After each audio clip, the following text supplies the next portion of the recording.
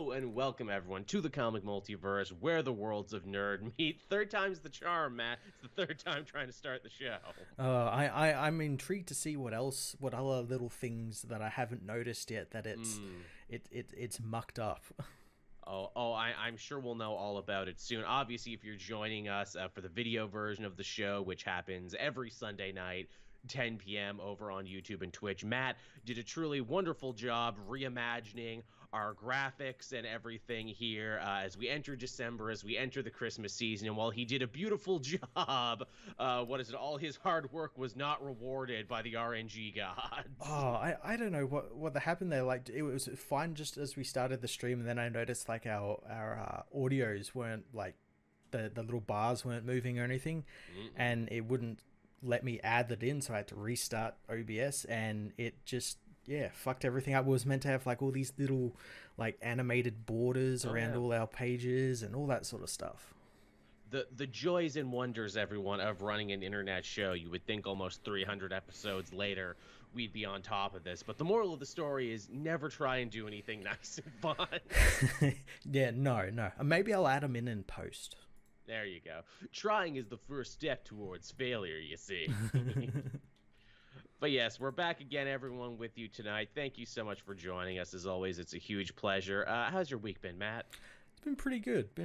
Obviously, we got Christmas coming up, so I've been sorting out stuff for that. Same. I gotta go shopping this week. Yeah, getting ready for all that sort of stuff.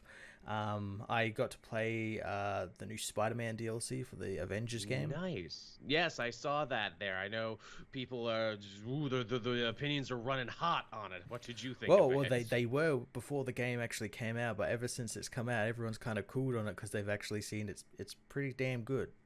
Well, that's good, but only for the PlayStation. Yeah, only for PlayStation. It's almost like Sony has their hooks in Spider-Man or something. Yeah. So it's almost like it was corporately mandated. Almost like it was corporately mandated.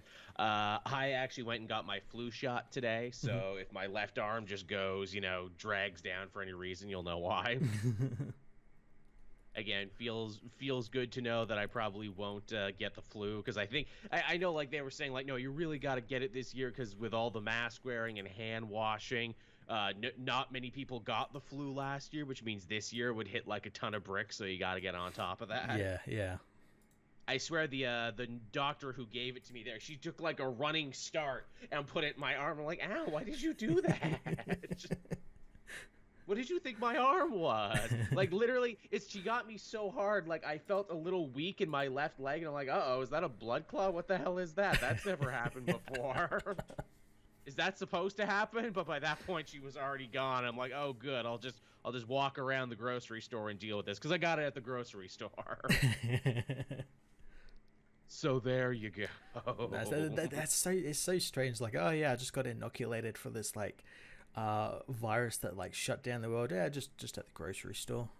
Yeah, just at the grocery store, Yeah. Again, hey, oh no, I had to go to the drugstore for those. This is just the flu shot, so I got to go to the grocery store for the flu shot. No one gives a shit about the flu shot. I got a lot of TV watch this week. As we said before we started, there's just so much television right now and so much streaming, and everyone's trying to get it out there before the new year and everything. I finally took your advice, Matt, and I watched all of The Righteous Gemstones. I saw that. About time. It's been out for about a year and a half, I think. Well, it's because the trailer for season 2 looks so good, and that starts next month. And I'm like, oh, guess I got to get on this. I've enjoyed other Danny McBride shows. Like, I liked Eastbound and Down. I liked Vice Principals. I love The Righteous Gemstones. I think this might be his masterpiece. It's really good, isn't it? Also, David Gordon Green. Wow, you made that shitty Halloween movie, but you're really good in other stuff. Yeah. What's up with that? Also, man, the line between horror and comedy. Yeah, it's pretty good how it sells you on it being like a comedy and everything. It's kind of like Vice Principals, how it sells you on it being like this kind of wacky comedy with Danny McBride and Walton Goggins and John Goodman and all these people, and it's like this almost Game of Thrones-esque level like family like drama. Yeah, it's like an HBO psychodrama. I love in classic HBO fashion, they look at like televangelists and mega churches as if they were criminal syndicates where, yeah, they move into town, they steal everyone else's, turf because they got to make that, what is their donation money. And I'm like, wow, I've never thought of it that way before. Yeah. They're like carnies in that way. Very much so. And yeah, there's just so much to like about the show. They do music. What is it? Jennifer Nettles plays the mom in some flashbacks, and her and Walton Goggins like sing, and the song is like way better than it has any right to be. The songs in it are really good. Yeah, the musical choice, so good. Cannot wait for season 2. Frickin' Eric Andre is going to be in season 2. I know, I saw that. I couldn't believe it. Who's another wonderful madman comedian who I can't wait to see what he does in the show. Yeah. KT helping us out in the super chat there. Thank you so much, KT. This week, Netflix conquered anime with the newest season of JoJo's Bizarre Adventure. Yes, Stone Ocean. I see a lot of people very, very excited for that. I have not finished JoJo. I think I'm like halfway through the second series is when I stopped there, but I know people love Jolene Joestar, and everyone was super hyped for Stone Ocean. So good on you all, you anime fans. It's good to see that they were accepting of a female Joestar. Yeah. Because when I saw that, I'm like, oh god, here we go. Get ready for the man babies. But I haven't seen any of that sort of stuff. That's good. Then again, too, isn't it like also like taking place in like a women's prison too? So isn't there like a lurid factor there that maybe offsets it? True. I don't know, man. But either way, super happy for everyone in that regard. But yeah, is that it? Is that the kind of week we've had? Should we hop into the news finally? Because I'm sure people are chomping at the bit to hear us talk about the big news this week. I think they are, yeah. Before we do, though, a couple old business topics. First off, thank you, everyone who watched the inaugural episode of Retro Hero Video. That's the brand new podcast Matt and I launched, where we're going to be talking about favorite episodes from old superhero animated series. We're going to try and sub that in either at the end of the month for some variety, or weeks when there's just no news to talk about and, we don't want to shortchange you an episode. The first episode did about as good as a regular episode of the podcast, so thank you, everyone, and thank you, everyone who commented. Yeah, really enjoyed doing that one, the Invisible Man in the Batman animated series. It was a lot of fun. Yeah, See No Evil. Maybe not anyone's favorite episode of Batman the animated series, but we certainly had a lot to talk about in it, so that's fun. But we had a segment, too, where we talked about, like, what was happening in the world around this time? And someone had a great idea, and that is, hey, you talked about news and music and everything. You should talk about what's happening in the comics at that time. And I'm like, yes, oh my God, that's brilliant. Yes, we should. That's a good idea, yeah. We should see what the top titles were that week. So the next time we do the episode, we're going to do that. Oh, that's a good idea, yeah. That is. Again, it's like even more of a time capsule, like, hey, what was going on in the world? Yeah. Even more so, too, that episode and this episode you're watching right now was actually brought to you in part by our sponsors all throughout the month of December. Esker Wallets. They make stealth wallets. They are wallets for your complicated life there. You can fit all your cards, all your cash, everything else you need right in there and not, feel like you're carrying around a small butchered cow, which I feel is like what most wallets are, especially if you're like me and you just jam everything in there, cards that you're never going to use again, receipts. But here, look at this. It's freaking spring-loaded. You just hit that little button, boom, all comes up like that. That's as easy as it gets. I have one, but it's not like it's not an Esker one, but it's not the spring-loaded one, but it's really good. I really like this card. They're wonderful, and especially for this time of the year when you're looking for gifts for the picky person in your life, when you're looking, for gifts for dad, for your older brother, for your freaking uncle you never see. Well, you can get them an Esker wallet, and if you use our link down in the description there, you will get a great percent. I think you'll get like 40% off. I know they were doing their Black Friday sales, which got extended, so that's pretty cool. You can get that. And you'll be helping the show out at the same time. So really, it's a win-win. It is, yeah. That's great. 40% off. That's insane. It's a pretty great deal. And again, with the Black Friday sales and all the Christmas sales that are going on, you can probably get even more. Yeah. Chemdog in the chat, my life isn't that complicated. Well, good for you, Chemdog. I wish I could say the same. I'm really just aspiring to be you, Ken Dog, really, when we break it down to have life be less complicated. I guess with that, we can move on to our big news topic of the week here, and the story that has everyone losing their mind. Matt, there's going to be a multiversal Spider-Man movie. No, not that one, the other one. Boy, I hate that I have to make that, what is it, that concession now. Yeah, the multiversal Spider-Man movie. Now, the other multiversal Spider-Man movie, animated one. Yes, we got our first trailer for Across the Spider-Verse, and boy, every time I hear the word Across the Spider-Verse, I takes every bone in my body, every fiber of my being, not to make 100 Beatles jokes. Across the universe, yes. Seriously, if Across the Universe is not in the movie soundtrack at some point, that's going to be a real missed opportunity. Yeah. But yes, we got our first trailer. I say trailer, it's really more of a teaser, and even then it's really more like, hey, here's a scene we had done. Yeah, here's the opening of the film. Yeah, because animation takes forever, and it's also, again, almost a direct continuation of the way the first movie ended. Miles looking up at his ceiling, putting on his headphones, and then the portal opens up, and it's Gwen. Yeah, the only difference is, as people have pointed out, Miles looks a lot older here. He does, and also clearly some stuff has happened in the interim time, because he mentions being grounded. I'm like, well, what could he possibly have done that got himself grounded? Yeah, so we're getting a bit of a time jump there. Yeah, they also kind of seem to imply by their conversation that this is the first time they've talked since the end of the previous movie, but that can't possibly be true, can it? Or can it? I mean, the end of that movie seemed to imply that Gwen came back to visit Miles, so yeah, I don't think so. I know, right? Again, it seemed a little weird. Someone pointed that out to me. Another thing that seemed a little weird about this is that we got the full title of the movie. Not only is it just going to be called Across the Spider-Verse, it's Across the Spider-Verse Part 1, which, again, don't get me wrong, super psyched about the movie. Loved everything I saw about it. That Part 1 in the title made me go, I'm having a bit of a reaction to this. That's absolutely 100% Sony. Seeing that first movie made over $1 billion, didn't it? And won an Academy Award. Yeah, all that sort of stuff, and we're going to capitalize on that and split the second film in this movie series into two.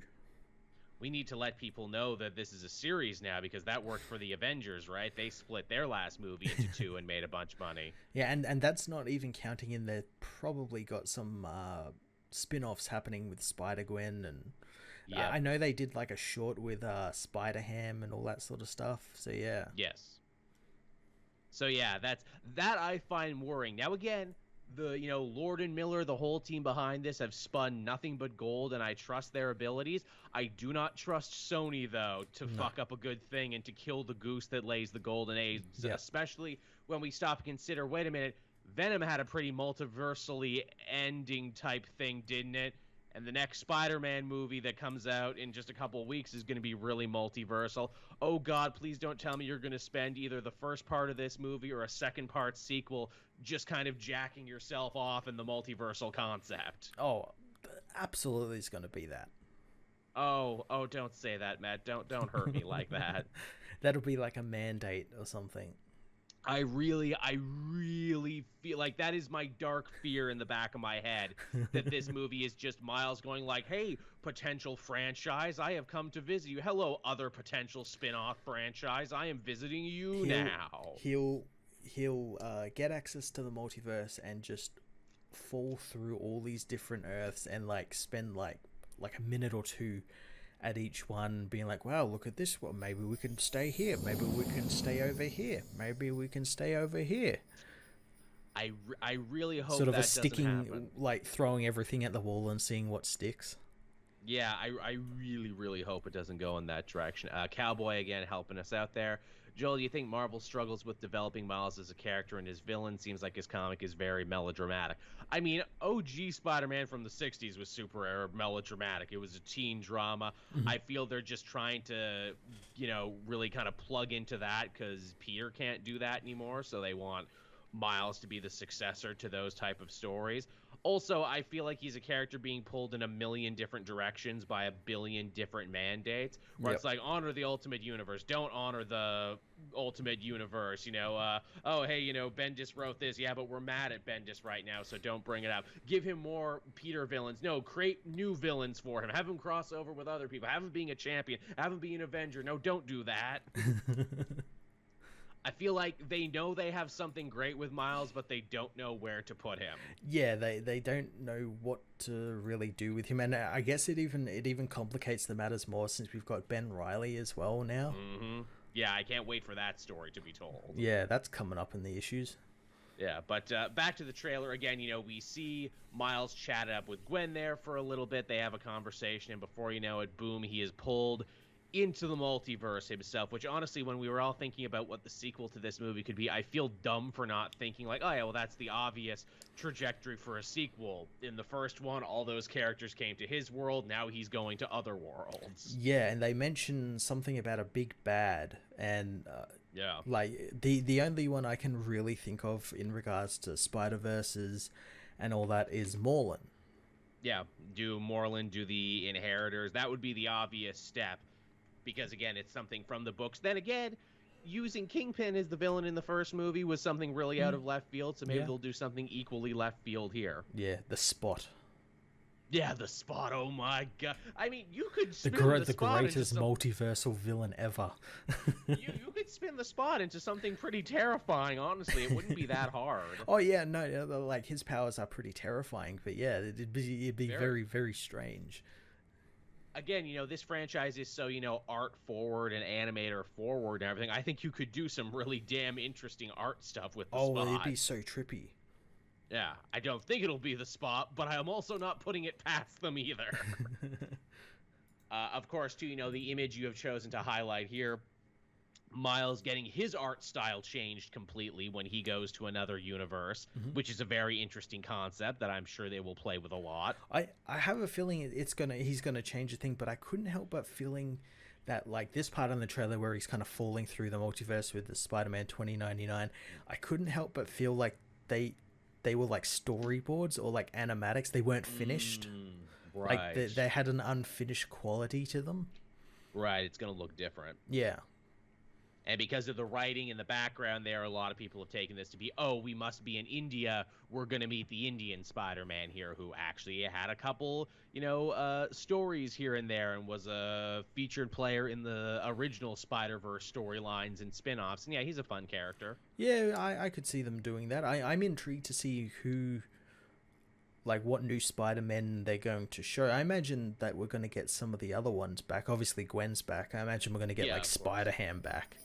Oh, yeah. Again, assuming they recorded this before or after Mulaney went to rehab, I'm not sure. Yeah, that's true. Maybe they could get him, maybe they can't. They'll get Kroll, his buddy, in there, and he'll record on his behalf. I want Spider-Punk. Come on, Spider-Punk. Come on, Spider-Punk. Hobie Brown, the Spider-Punk. Come on. He's so cool.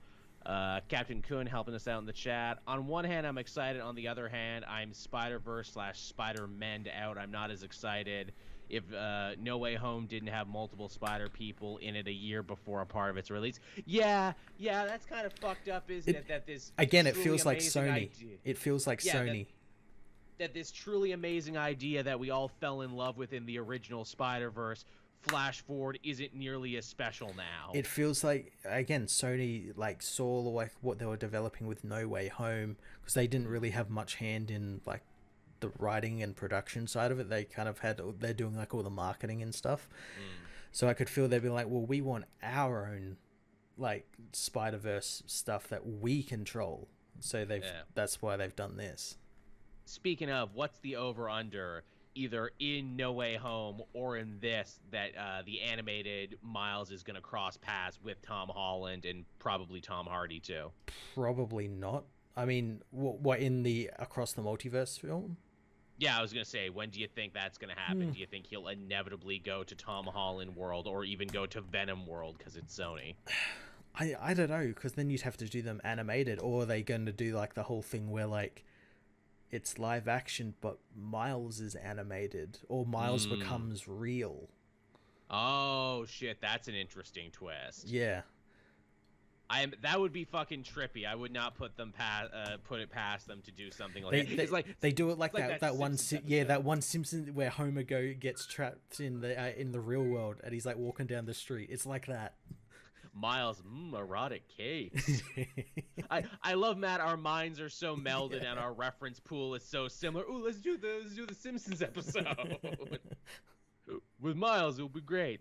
Now, again, what is it? Miller of Lord and Miller, the guys who are spearheading this and apparently also spearheading the entire Marvel Spider-Man line of things, have said, that the story was so big that, it couldn't be contained with one movie. We had to do two. And I'm like, okay, I'm really hoping, that I can believe you on that one. See, and that sounded like PR talk. Oh, so big, we had to do two films. Yeah, I mean, you didn't. You could have just condensed the story, but...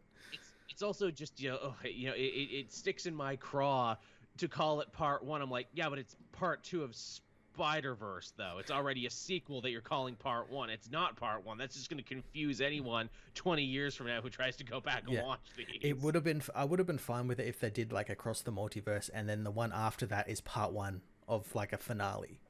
Yeah, it's so weird because it flies in the face of every naming convention we know now for superhero movies. You don't put numbers in them anymore. No. The only people who put numbers in their titles are Fast and the Furious, and even they kind of fucked that up. Yeah. Again, it should have been, Spider-Verse Across the Spider-Verse, right? Yeah. Is what it should have been. Everyone loves subtitles now. But yeah, I mean, it's a very cool trailer. The first one was great. It was damn near transcendent. In fact, it's one of those movies that I dare say gets better every time I watch it. But Sony gonna Sony, though, and I'm worried. Yeah, again, trust Sony to ruin something good. Hey, we have a good thing here. How do we fuck it up? How do we try and wring it for everything it's worth? They Pascal'd it. Amy Pascal'd it. My hope against hope is really that, Lord and Miller, the creative spirit, the artistic endeavor wins out against all the corporate bullshit. Mm-hmm. It's what I really, really hope. Yeah. I'm hoping to. I feel like it would, but yeah, we can't help but have that cynical edge, especially when it comes to Sony. Yeah, again, if they'll fuck it up, they will. Yeah. They'll find a way. Life finds a way. Sony finds a way. But until now, though, from the little bit we've seen, looks pretty cool. I guess we didn't even talk about Miguel O'Hara, because, he was obviously the post-credit in the first movie, and here he is in this. Yeah, and he's going to be voiced by Oscar Isaac. Hey, he gets around that guy, doesn't he? Yeah, so it's a lot of fun that he's going to be being involved in this, and yeah, I'm looking forward to it. I'm assuming that he and or Alchemax are the ones that built the technology that allows the spider people to cross universes, I'm going to assume. Well, I think in this he had like some thing on his wrist, like some device that was glowing. So yeah, I imagine there would be some sort of tech. Maybe it's left over from the Kingpin, whatever he was developing with that big Hadron Collider thing. Miguel is also from the future too, so that helps. Like, not only am I an alternate Spider-Man, but I'm from a universe that is also in the far ass future. So yeah, I figured that out. Hey, maybe Alchemax will be the bad guys. Yeah, maybe. Evil corporation trying to take over multiverses, trying to be the biggest corporation in the multiverse. Yeah. Now, which villain is going to be revealed to be kind of a hot lady? We had Doc Ock in this. True. So who's next? Lizard? Shocker? Yeah, really. I mean, Shocker is a lady in the comics right now. Or no, sorry, Electro is a lady in the comics. Yeah. It's a groupie who became a super. There's a lady Scorpion. There's a lot of, ladies who could also be attractive supervillains as well. It's a whole big open thing. Yeah. Maybe a lady supervillain is actually revealed to be a handsome man, like what is it? The White Rabbit is actually just a dude now. Just a big old himbo with a six-pack, like, hey, Spider-Man, see my floppy ears. He still wears the exact same costume as well. Same costume, same little booty shorts. It's just the guy who's, like, built like fucking Broly, but exactly in that costume. There. Love it. Love everything about see these abs, Spider-Man. I'm going to hit you with this big carrot. You're not holding a carrot. Oh, yeah, exactly. But dumb Tish, and that's why they don't let us write for these. That's why they don't let us write for it. But yeah, trailer is fun. I will be excited to see more, though I am cautiously optimistic, as again, that title fills me with Sony fear. Yeah, they just I want to say they just did it, but I think they just released a poster for it. I don't know whether it's a real poster, but it does allude to some more Spider-Man, like the Japanese one. Oh, there we go. Yeah. I'll see if I can put it up on screen here. Hey, can we get a Tokusetsai Spider-Man with Leopardon, his giant fighting robot? That's on the fucking poster.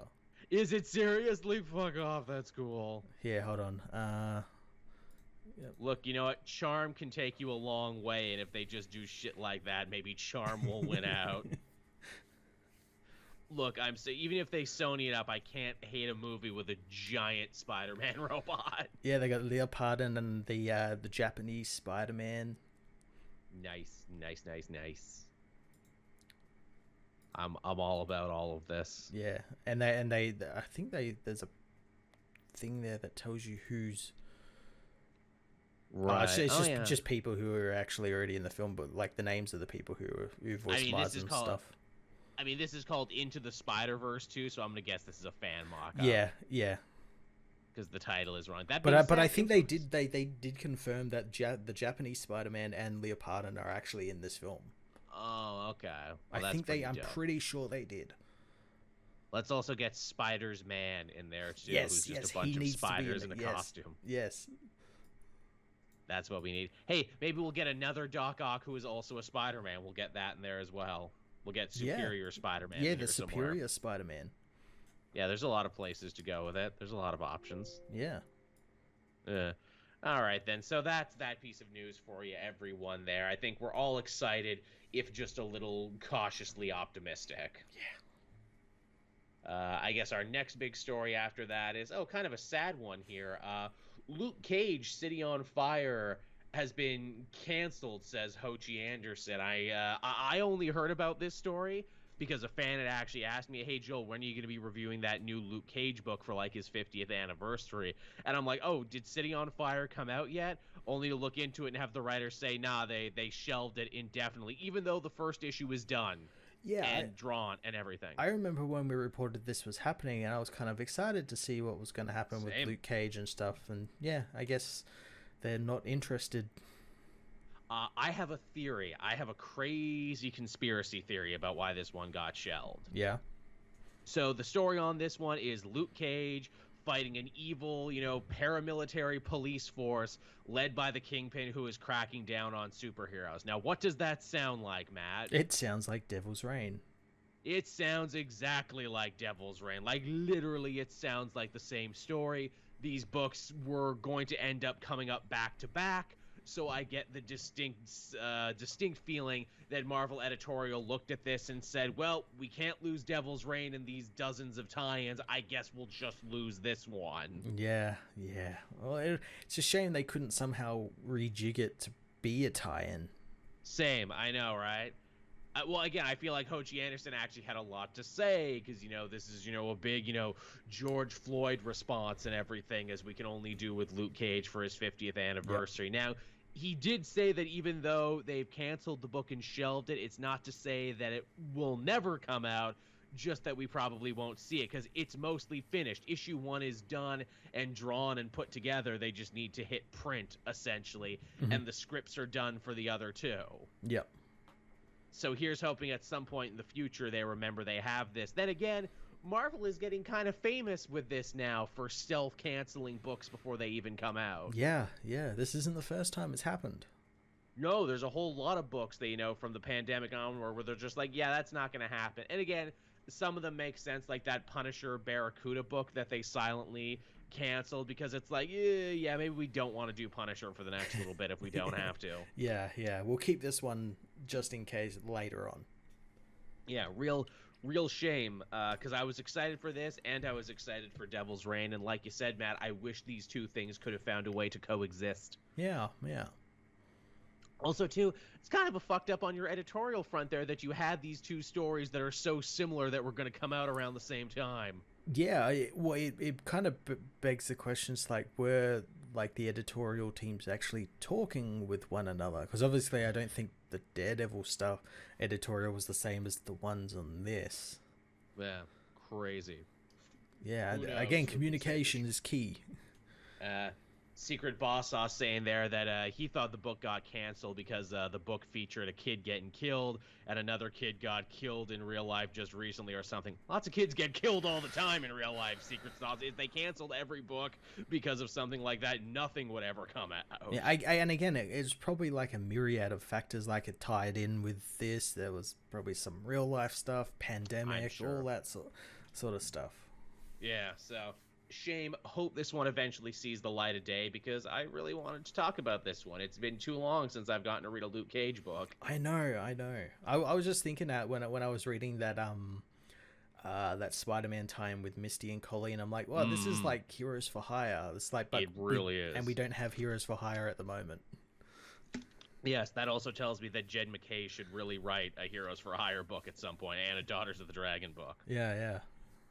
Can it be both? Can it be Heroes for Hire / Daughters of the Dragon together again for the first time? I mean, then you basically have like a whole sub-Avengers team at that point. Basically, yeah. Yeah. Now, moving on from there, from the world of comics to the world of audio dramas, Matt. And I feel like we were talking about audio dramas more and more on this show, don't we? I think it's because we're in like a pandemic era that these are the easiest things for people to produce. Yeah, gimme content. I need content to fill my ear holes and my eye holes to make me forget things. And I feel like you and I always end up having the same conversation. We always say, oh, that's fun, that's interesting, maybe that'll work, maybe that'll start a new thing. And I don't know about you, Matt, but I don't actually go and listen to them afterwards. I plan to, and then I never do. Yeah, no, oftentimes I often think about them and when we're talking about them, and then like I just completely forget about them, just because I've never really seen them advertised. No, it's true. The first episode 1 will get a big push. Maybe you'll see other YouTubers talk about it, and then no one fucking talks about episode 2 when it ever comes out. Yeah, case in point, there was that Wolverine one with Richard Armitage voicing Wolverine. Yes. That like came and went, and it was like it got like a second volume. I'm like, wait a minute, the first volume came out? Yeah, Ben Percy wrote it. Yeah. And then they actually turned it into a comic afterwards, and I'm like, really? So you turned your audio drama into a comic? That seems backwards, but all right. Yeah. And then there was that other one with what is it, Winston Duke or whatever? Yeah, the Batman one. Yeah, doing the voice of Batman. And again, I feel like everyone was really into that, and then everyone lost interest. Well, guess what, everyone? We got another big audio drama coming your way. It's a continuation of Batman the Animated Series, and 2 actors have already signed on for it. Kevin Conroy, who you fucking need if you're going to be doing this, and also John Glover, the original voice of the Riddler, who is back again. So it's going to be a Batman-Riddler showdown in audio form. That's pretty cool. I wonder how that's going to fit into canon with that comic that's actually a continuation of the animated series as well. I'm going to guess it's not, even though I think, Dini's writing that. I think Jam DeMathis is writing this one. I could be wrong. One of the guys from the show is writing this. Yeah. So, again, it's got a very good pedigree behind it. And look, I'm a sucker for anything Batman the Animated Series. I'll eat that shit up with a spoon. So maybe this will be the first one that I actually listen to. Maybe we could listen to it and do a episode of our new show on it. We really should, yeah, a whole episode on an audio drama. Someone in the chat actually brought up Big Finish, which of course does all those Doctor Who audio dramas and audio plays and everything. Those are really popular from what I understand, and the Who fans really love those. Yeah. And yet no one else has seemed to be able to really like cash in on it or really make themselves a big name in it, which is kind of interesting, isn't it? Yeah, well, I kind of feel Doctor Who lends itself to that a bit more.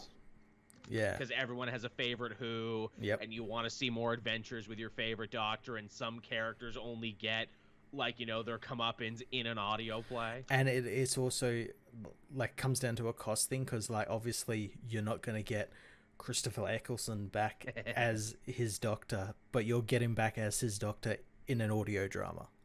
True enough. Which, again, hey, maybe that's the same thing here. We can't put Kevin Conroy in everything and have them animate it, but maybe you can listen to him. And honestly, I think the man's good enough that I'd be willing to listen to him. Yep. Also, Riddler doesn't have that many episodes in Batman the Animated Series, so I think he actually lends himself to be a good villain for an audio drama in like a very Sherlock Holmesy, you gotta solve the puzzle along with Batman kind of way. Yeah, absolutely. Obviously a more cerebral villain, so it's easier to do in an audio form. You can't really do like a Bane story or something like that. And I imagine you'll see like Scarecrow as well show up. All those like characters are a bit more cerebral.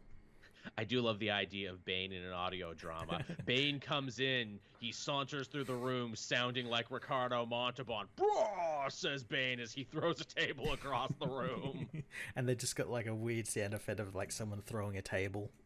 Sprawling? Really? Throwing a table is sprawling? That seems wrong.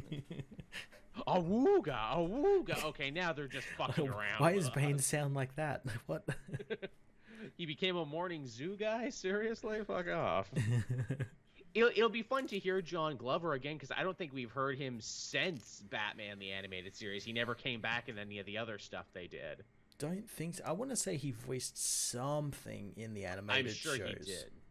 Because, you know, what is it? Andrea Romano loved bringing back all those people. So maybe we heard him as another voice, but we never heard him as the Riddler again. No, well, I mean, he was, you know, Lionel Luthor on Smallville all those years after that. Ah, true. That's right.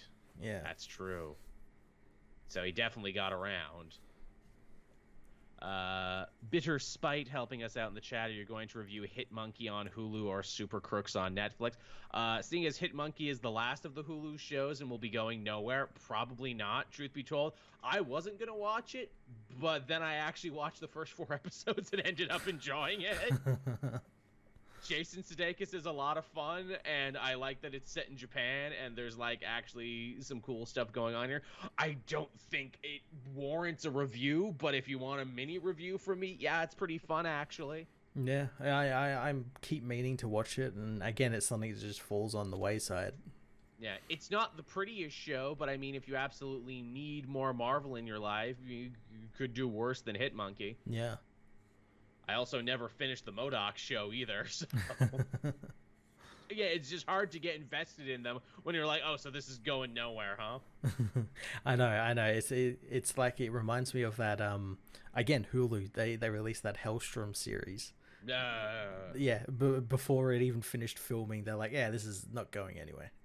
And I know that says a weird stuff about us and how we absorb media in this day and age, where it's like, oh, well, has this already been greenlit for a sequel? Is this worth my time investment? I'm not going to get into something just because of the quality. There's so many things jockeying for my attention. I can only watch this if I know there will be more return on my time investment later. If there'll be more, or if the story is self-contained and has a beginning, middle, and an end.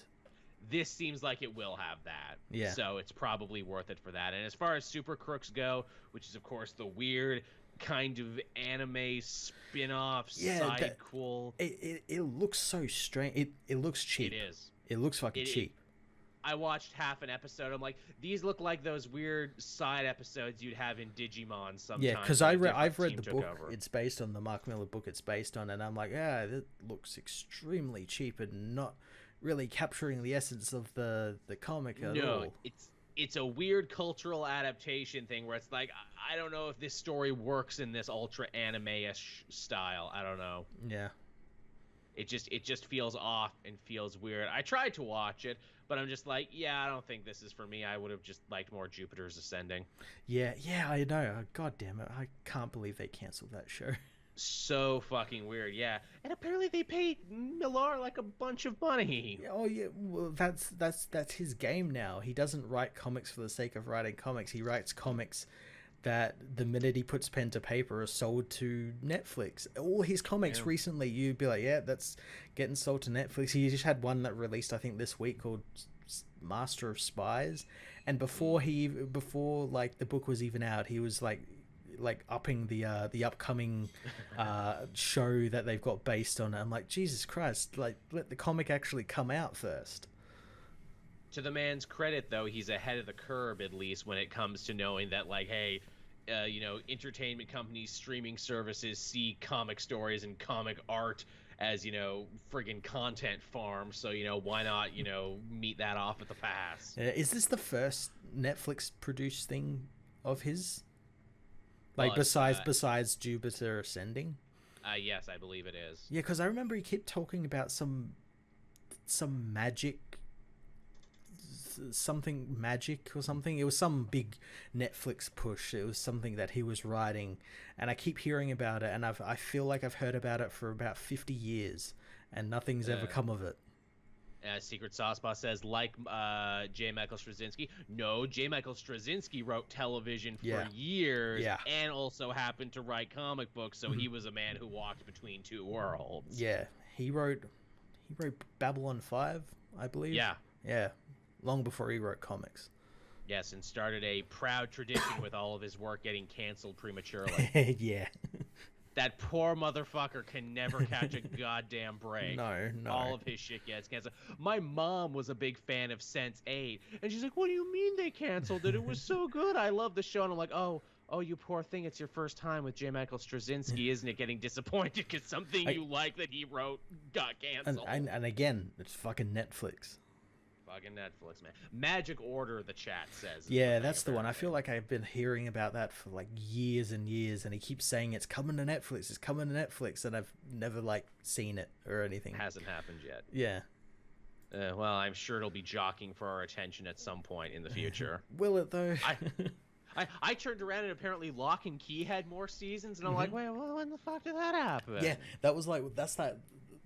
that's such a weird show because it took so long for them to actually get it up and running. Forever. And now it's just like pumping out the seasons. It's like the opposite of Stranger Things. No, the opposite of Why the Last Man. That got cancelled before the first season even finished. Away. I kept meaning to watch. I'm like, well, I'll wait for the season to be done so I can binge watch it because I'm sure I'll enjoy it. It's already fucking canceled. Really? But it was in development. It wasn't very good. I watched the first 2 episodes and I'm like, yeah. Nah. I hear it missed the point. I hear the main character isn't nearly as much of a dick as he is in the book, which justifies the whole reason for it being what it is. They try and make Yorick likable. See, that's wrong, though. Yeah. But also very television, where it's like, we can't have an unlikable protagonist for too long. People won't enjoy that. No. Even if it guts the whole point of the story. Yep. But yeah, that is what it is. I guess from there we can move on over to what we read this week. Not a lot of news, but still stuff to happen there. Again, we're in the holiday season, so don't be shocked if stuff starts drying up. And we've already devoted a couple episodes in the future to our Christmas special and, of course, to the Spider-Man special, because we're going to have that for No Way Home. Yeah, and I think next week as well we'll have a lot of gaming news because the Game Awards are this weekend, this Thursday. Right. So, and I imagine there's going to be huge reveals and stuff like that there. We'll probably have some more. So what's your over-under? You thinking Guardians DLC? You thinking more stuff on Midnight Suns? Probably more stuff on Midnight Suns, though that just did get pushed back recently. In terms of Guardians DLC, probably nothing announced yet, just because the game recently came out and was a hit, which I don't think anyone kind of expected. No. So I wouldn't want DLC. I'd want a sequel. There you go. I will play it once I get my next gen console, whenever the hell that is. Nice. Maybe Santa will be kind. Well, they're putting those laws in effect that stop scalpers from taking them all and everything. Can you believe it got so bad that that's what they had to eventually do? It's insane. I'm so lucky I got my PlayStation 5 when I did. Hey, you got it before you got a vaccine. That's the thing. You can have one. You can have a new console. You can have a vaccine. What do you want? Well, I guess if I'm staying inside, I better be able to play Guardians. Honestly, I'm enjoying the time off to catch up on some games I never played before. Mm-hmm. That's interesting. Again, I still never played Horizon Zero Dawn. I need to pump that in at some point and see what that's about before the sequel. Yeah, I'm planning on going back through it because I got the complete edition recently. I can't remember where the hell I got it from, but it just appeared in my store, and so it's got the DLC with it. So I'm going to go through the entire game before February. It's crazy, too, because people are asking me, like, hey, Joel, what do you want for Christmas? Usually you always want a game or something. I'm like, yeah, but I don't have the next console.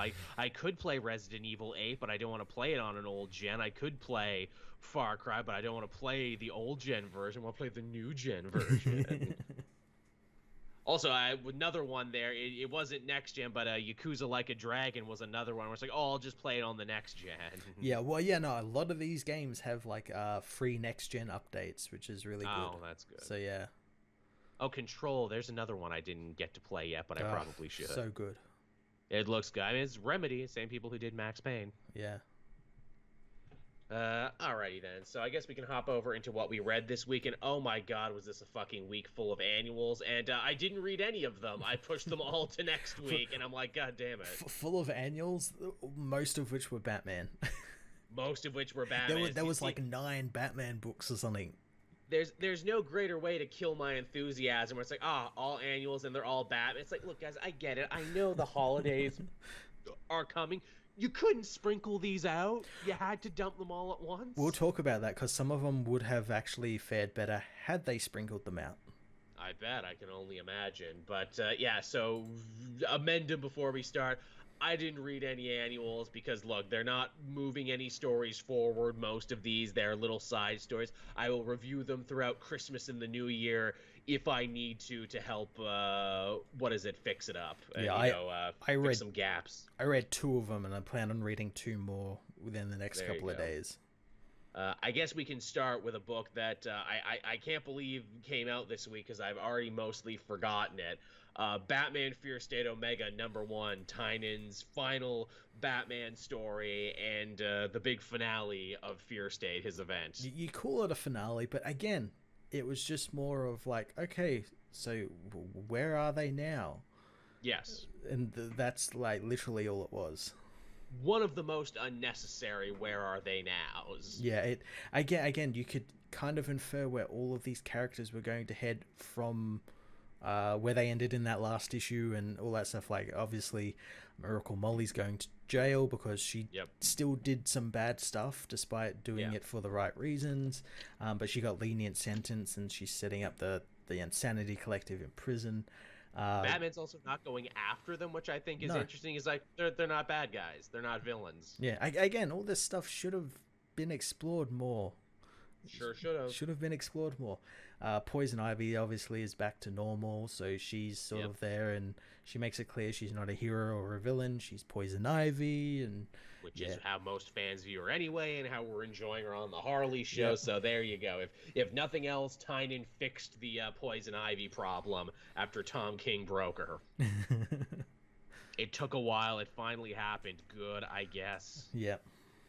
There is a bit because this whole thing has like it's a bunch of smaller stories. It's almost an anthology because Scarecrow is getting taken to the new Arkham Tower, and there's a point there where I swear to God, Tynan is basically addressing the audience directly, where Scarecrow says, I wanted to move things forward, I wanted to evolve the world, but now we're stuck going nowhere. You can't reset the clock, and you won't let me move forward. And I'm like, oh, this is just you talking about your time on Batman, isn't it? Yeah. Oh, it was plainly obvious, blatantly obvious.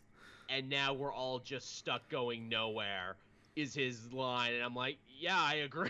Yeah, we are stuck going nowhere. Fuck me. Yeah, but see, the stuff with Batman, just in the Batmobile talking with Jonathan, like, that itself probably should have been the event. Well, like, not even an event. Like, you could do Fear State as just a Batman story. Yeah. And it could have just been Batman picks up Scarecrow after he, tried to gas someplace, and he drives him to Arkham. And during the drive, they have this kind of battle of ideologies where Jonathan thinks he's evolving the city and he's going to change everything, but Batman won't let him because he's, stuck in the past and everything. Yeah. But then it's revealed that obviously Jonathan has never evolved. He keeps doing the same thing over and over again. Shit. And he's scared of being evolved and changing. He's scared of change. He's scared of it. Again, that felt like that's good. Again, that felt like Tynan also kind of talking to the audience and kind of putting the audience in as Scarecrow, as people who don't like change and don't want things to change. You say you want change, you say you want Batman evolved and moved into the future, but anytime anyone changes even the smallest minute detail, y'all throw a fucking piss fit. So I can't win as a writer, nor can I serve editorial, so fuck it, I'm off to Substack. That was my joke in my video. I'm like, so Batman is taking, Scarecrow off to the new Arkham Tower because, he can't take him off to Substack where he wants to go. So, yeah, we get little snapshots of everything. Like you said, we see Miracle Molly go into jail. Batman doesn't think they're necessarily evil, which is kind of cool for this story, that Batman doesn't paint everyone with the same brush. No, yeah. Again, he mentions in the book, like, he's seen through his old ways and seen that, like, sometimes he was right, sometimes he's wrong. He's lost battles, he's won battles, and he knows that the future is coming and he can't do anything to stop it, so he's kind of just let it taken him. We circle back to Clown Hunter, which I actually liked, because where the fuck was Clown Hunter during any of this? They made a big deal. He got a Secret Files tie-in where apparently he helped the bat. I didn't read any of the Secret Files Neither books because and he had a backup story. That's right, he had a backup. Yeah. You had a backup story, and the whole idea there is Scarecrow being like, oh, there's a whole, generation of darker, angrier superheroes being born, Batman, and they don't respect you. They don't respect authority. What are you going to do about it? And Batman's like, it doesn't bother me because they want to be heroes. Their hearts are in the right place. Mm-hmm. They don't have to salute me. They don't have to whatever. It's just, I know their hearts are good, and they'll make the right choices. Mm-hmm. And maybe I can't be the friend or mentor that Clown Hunter needs. Oh, but my buddy Ghostmaker sure can. Yeah, I guess Ghostmaker's going to be sticking around, maybe? No, I don't think any of these characters are going to be sticking around. I want Ghostmaker to stick around. He's a great character. I really like him. He's a lot of fun. I bet you $5 whole dollary dues that all of these characters, Miracle Molly, the Gardener, friggin' Peacekeeper 1, Simon Saint, they're gonna get buried out of spite. They're gonna get spite buried by DC editorial. They're gonna be fuck that Tynan guy. He left us for big money and more creative control. He's fucking dead to us. He turned against the family. That's true, and it's even more funnier with like how Tynan leaves a lot of them. Like he leaves Peacemaker. Peacemaker escapes into the city and is like still trying to like hunt Batman and makes Gotham safe and whatnot, and I'll be back is basically what he said. I'm like, no, I bet you $100 you won't be back. You won't be back until Tynan either comes back to the book, or you won't be back until it's like 20 years later and another young writer picks up and it's like, oh, I liked those stories. Yeah. That's the only time we're gonna see you again. But yeah, so Batman and Scarecrow have their little war of words, and we get taken to the new Arkham Tower, because it's not Arkham Asylum anymore. That place blew up. Yeah, it's a tower which I'm going to assume like Bruce had a hand in something with this. We're seeing it in the Detective Comics backup, and it sounds more like a Nakano thing, but also maybe Hugo Strange is involved too. If you read the Harley book, it's a whole fucking mess. See, I'm behind on Detective by 2 issues, and it's annual as well. So yeah, it's a lot of shit going on, but none of that matters because the big thing is that there's a new head of Arkham now. There's a new sheriff in town, and her name is Dr. Chase Meridian. Yeah, is this her first time in the comics? I'm sure she's been in. Yes, it is. Really? Yeah, I was sure she was in the comics beforehand. Nope, she's an original movie character, and wow. This is her big debut in canon, the Nicole Kidman character. Wow, holy shit. 20-odd years later, Jesus. Holy shit. Which even then, that's kind of a wink and a nudge, like, hey, Tynan, what are you going to do with your last couple pages on this? I'm going to make Chase Meridian a canon character. You can't stop me, na-na-na-na-na-na, I'm already out the door.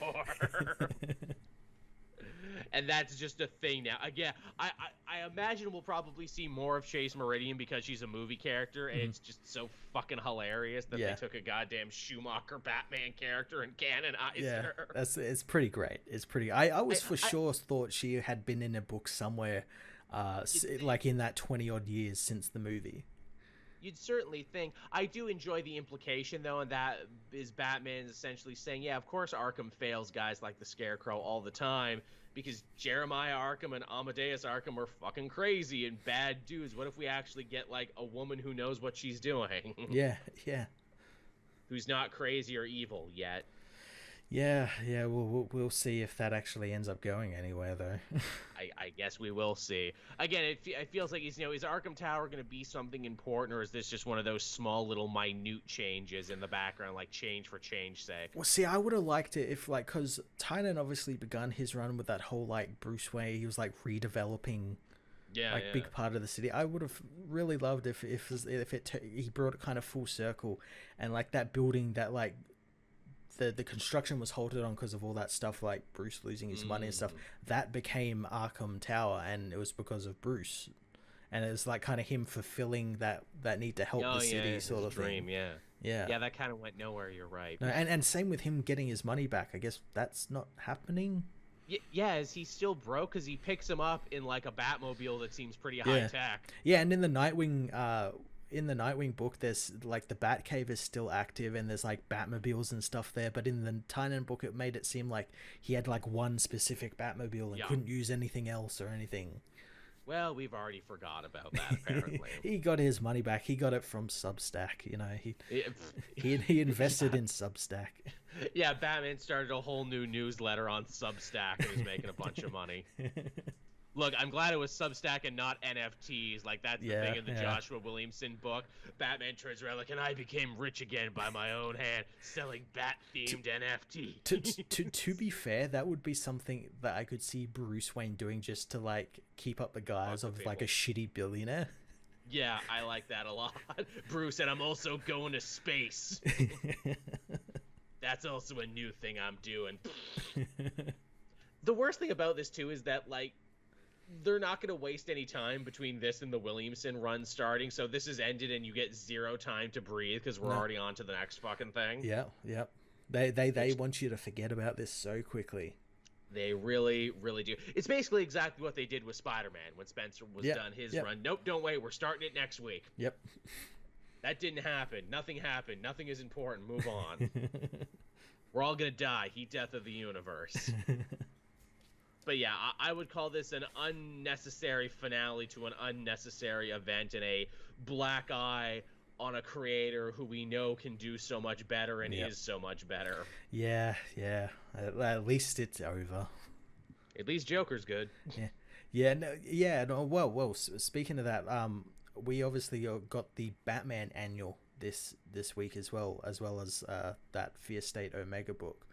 And the Batman Annual was again by James Tynan, and it was the finale of his Ghostmaker story, which has been the backup. Which feels like such a fucking troll in and of itself, doesn't it? Hey, and your Batman finale is my original character as well in the annual. Fuck you. And I have to feel like this was meant to be like a like it was a good story. I'll get into it in a minute, but I feel like it was meant to be part of a backup that got shoved into an annual because they didn't have anything to put into an annual. Probably that's what it feels like. Yeah, and it's like, we'll just put it in the Batman annual because we've got the Fear State Omega book coming out. We can't have that being the annual, you know? Yeah, and because Tynan's already done, so we might as well just let him finish off his Ghostmaker story here. The problem is that this Ghostmaker story, the last part before this finale, was 2 months ago? Yeah, I was gonna say I thought we were done the Ghostmaker storyline. I guess not. Yeah, so like in the interim, they should have released this annual. They should have released it like a couple of weeks ago, where it was a bit closer to the actual ending of the story. But yeah, no, the story ends with this Ghostmaker telling his story of Devil Skull Island to Batman as they hunt Firefly. And we learn he fights his way up the tower and defeats all the villains, and he confronts Madame Midas and ends up beating her. But Batman begins questioning. It's like, why did you go after this criminal syndicate for like all these years? Why were you so focused on all of this sort of stuff? And we find out, we get a little bit of backstory on Ghostmaker, whose name is Koa. And we learned that as a child, his parents owned like a shipping company, and they were hostilely taken over by Master Midas, Madame Midas's father. And ever since then, this is like his, you know, crime alley, death in the family sort of thing. Where like his parents were like abused by this crime lord and forced into this partnership, and he hated seeing his parents put down by people who were like richer and wealthier and more powerful, and he specifically hated Madame Midas because when she was a young girl they actually met, and she's like, oh, we'll never remember your parents or you because we're so rich and powerful, you're so insignificant, you don't even own these ships or anything, like why do we care what you do and everything. So he spent his entire life becoming Ghostmaker to deal with this one woman, and he ends up killing her, and Batman makes it seem like he doesn't think he killed him, and I kind of hoped that they would have done the whole thing where like there was none of that backstory and Ghostmaker, because all through Ghostmaker's story he's been going on about he does this for the thrill and the artistry and all that stuff, and I kind of wish they had stuck with that, and that there was no backstory, and it's like he just does it just because it's fucking cool. Again, that would make him the more of an antithesis of Batman than he already is. It's true. I agree. That's why I like the character when it started. What you told me, by giving him a reason and a name, that feels a little undercutty, doesn't it? It makes him just Batman.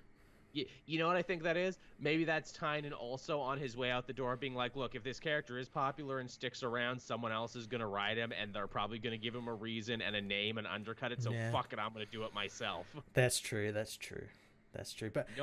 But yeah, it was pretty good except for that predictable thing. I just loved how much it took inspiration from like anime. It looked like a manga. Sure did. There's a lot of manga love going on at DC right now, isn't there? Yeah. Yeah, so there, that was that annual. All right, but not what you wanted it to be, is what it sounds like. Yeah. You know what was pretty solid though this week? Amazing Spider-Man number 80. Oh boy, was it ever! I caught up to this issue. Yes, I saw you did. So this is the big finale of this new Kraven arc. I say finale even though it's only been 2 issues, but that's one of the best things about this new era in Spider-Man. All the arcs are nice and short and direct and to the point. Yeah, we got Kelly Thompson and Jed MacKay and Cody Ziegler all telling like quick 2-part stories, or in Jed MacKay's case, all the tie-ins. But yeah, I just love that it's all just like quick 2-part stories that are kind of connected to the overarching Beyond story. You can kind of read them like just pick up wherever you want, really, just because it's it's Spider-Man fighting Kraven, Spider-Man fighting Morbius, all this sort of stuff. The barrier for entry is nice and low, which I appreciate. In the last issue, we saw Spider-Man, attend to a call. Someone, a big board director for Beyond, was getting attacked, and he discovers that Kraven is there, and he gets drugged. And despite all the amazing technological advancements Beyond has made to his suit, Ben still gets totally high as a kite.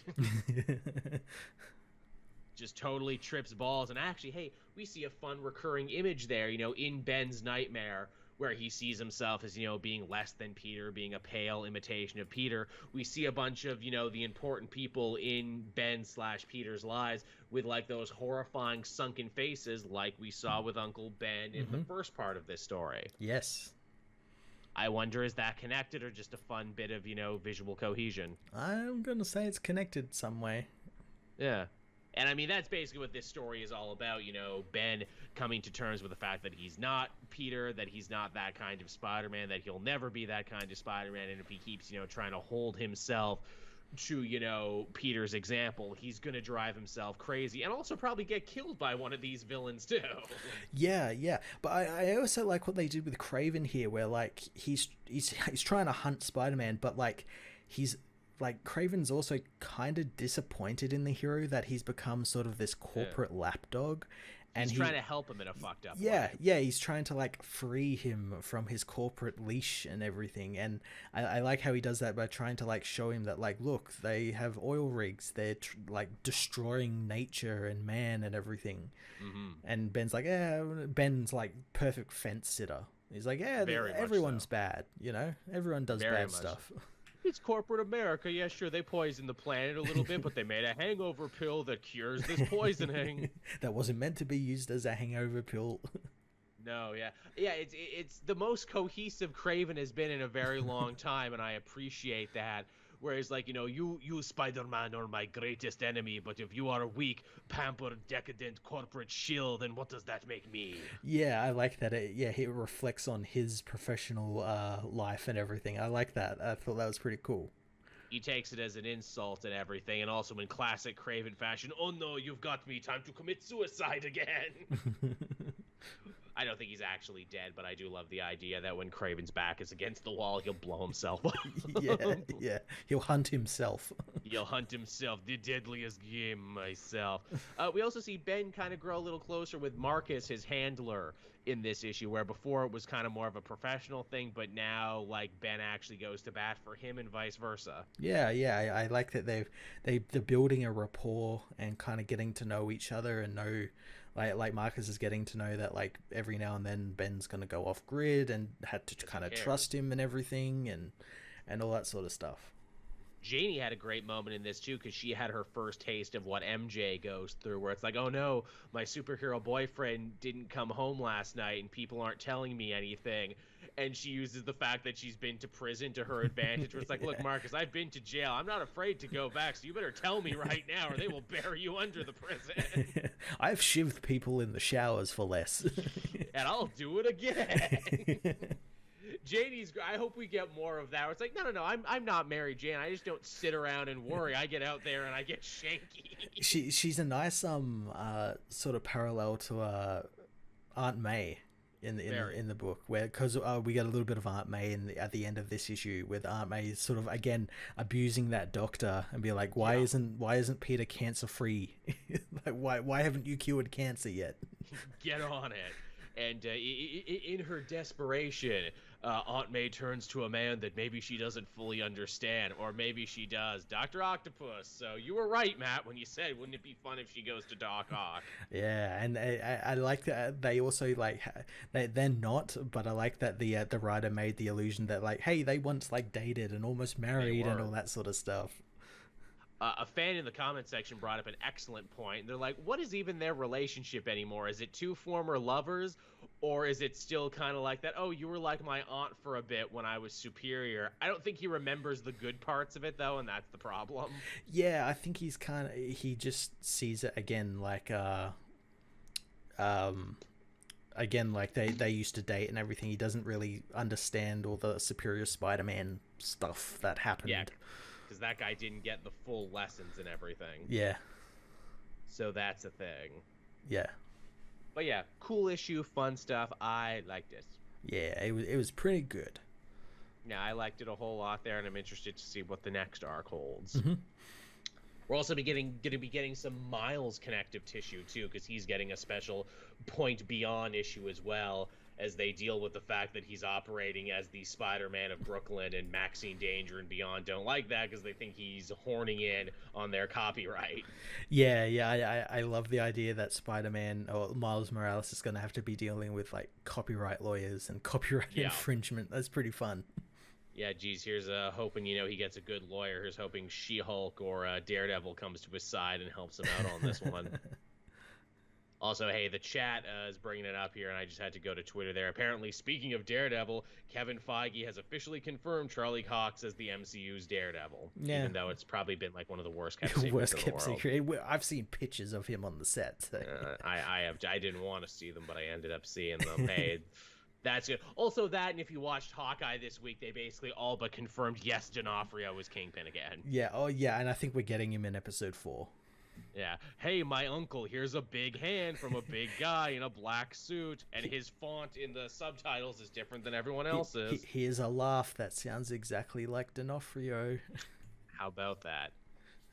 Also, how about that Hawkeye episode? Now Echo's father, instead of being part of some unrelated gang, was actually a tracksuit mafia guy. Huh. I guess they had to sort of change it up just to give it a bit more weight in the story, and I don't mind it. No, I don't mind it either. It makes sense. Also, they did the important thing. They did the bloody hand thing. Yeah. And I imagine we'll see more of that sort of stuff expanded upon in her series. Yes, which I love in that episode. It's like, hey, now watch the Echo mini-movie, everyone, in this episode, because she's getting a spin-off. I love, because Alaqua Cox is also deaf, and she's an amputee, that they kept her prosthetic leg as part of the character. I thought that was pretty cool. And I like that she uses it as a weapon. I love that too. I'm like, ooh, they set it up. That means she's gonna use it in the fight later, and she did, and it was cool. Yeah. Also, that whole episode, the action scenes were fucking dope. I love getting to see all the fun trick arrows. They were great, especially the Pym arrow. That was great. Yeah. Yeah, man, I'm all about that shit. That was good. I loved it, and then my heart broke a little because I'm like, I'll never see this with Green Arrow. You might. You never know. You never know. Stranger things have happened. Yeah. It was so good. I know, right? It was so good. I loved it so much. Now, what else you want to talk about, Matt? Well, we had the second part of the Warworld saga in Action Comics issue 1037. Yes, that's right. Philip Kennedy Johnson continues to turn up the heat in what is becoming, honestly, one of the most interesting Superman stories I've read in a while. In fact, I'll come out and say it. 2021, the Superman family of books were better than the Batman books. Oh, absolutely. They absolutely were. Without a doubt. I don't think anyone will say that in their end-of-the-year wrap-ups, but fuck it, the comic multiverse is saying it here loud for people in the back to hear. Superman was better than Batman in 2021. Way more consistent. Way more consistent. Across all the different books, action Superman was just better. Yeah. So this issue was all the action, all the opening action of Superman and the Authority fighting Mongul and his champions of Warworld, all these weirdo creatures that he's gotten hold of. That the Unmade, the Teacher, the Orphan, the Darling.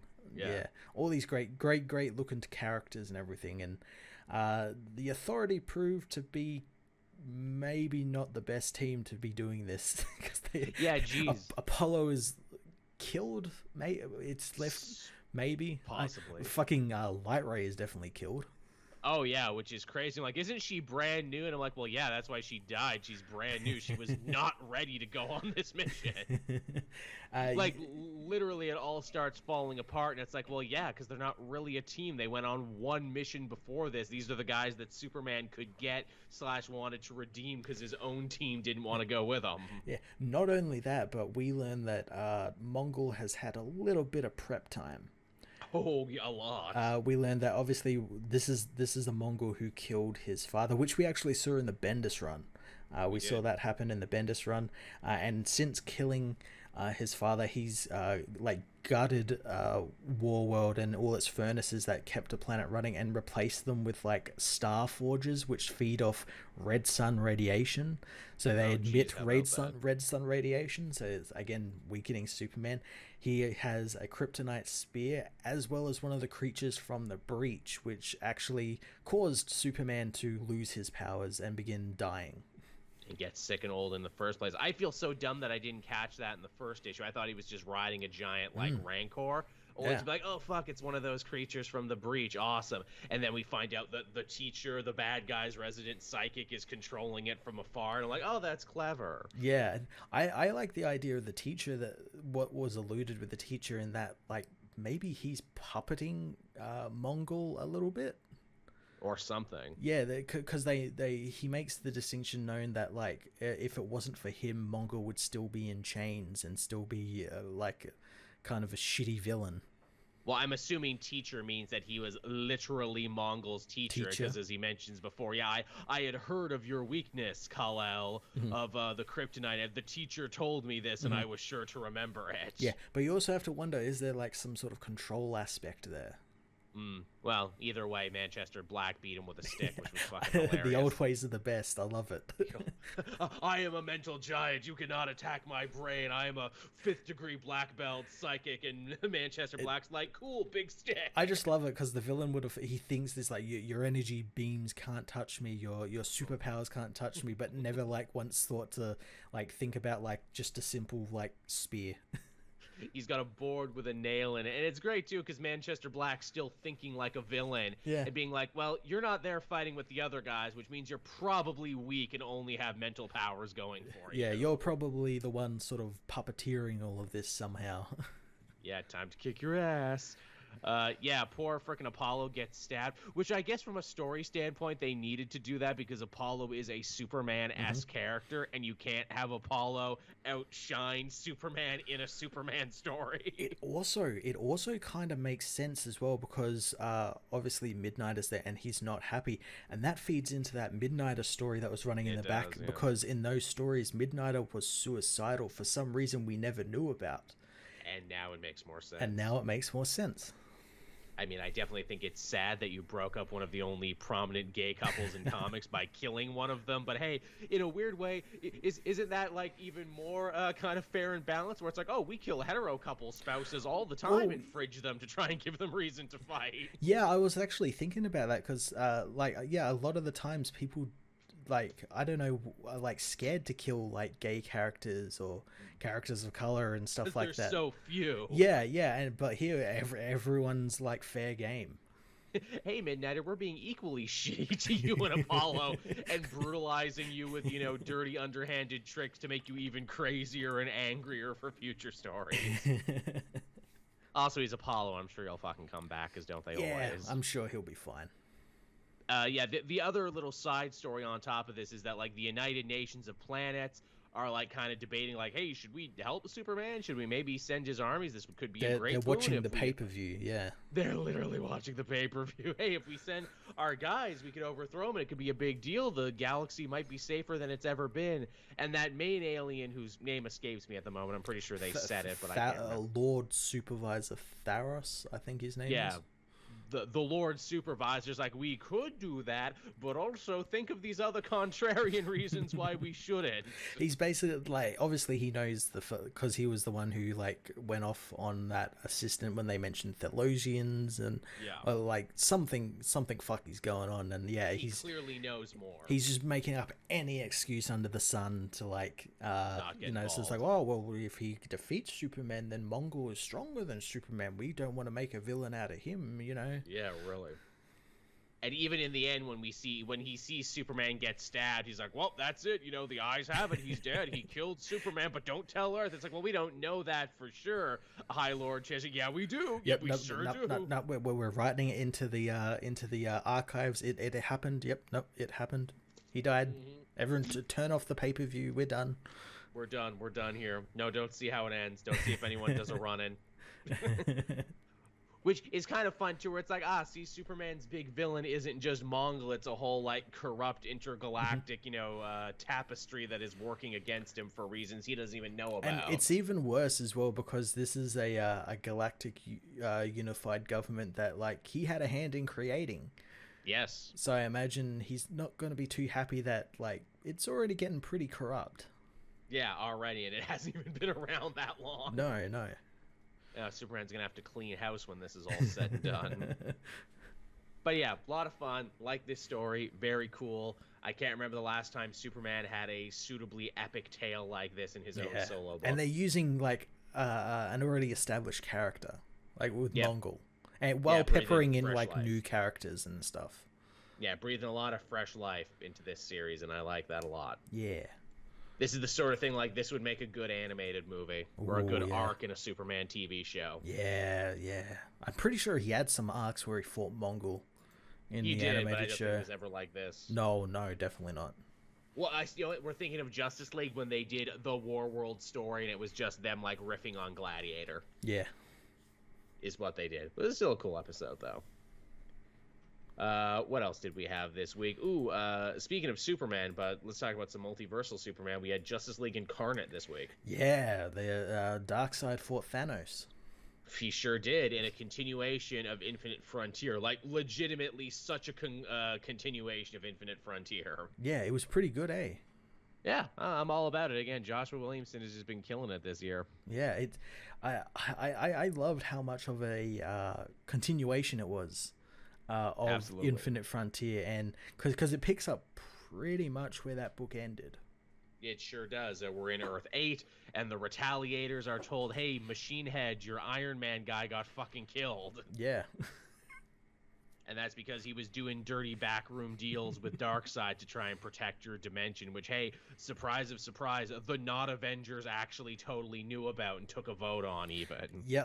I really like how we're getting to see how other Earths are reacting to the multiverse, because not all of them knew the multiverse existed, and the ones that do just fucking hate it, just because they do, for the sheer reason that they aren't the main multiverse.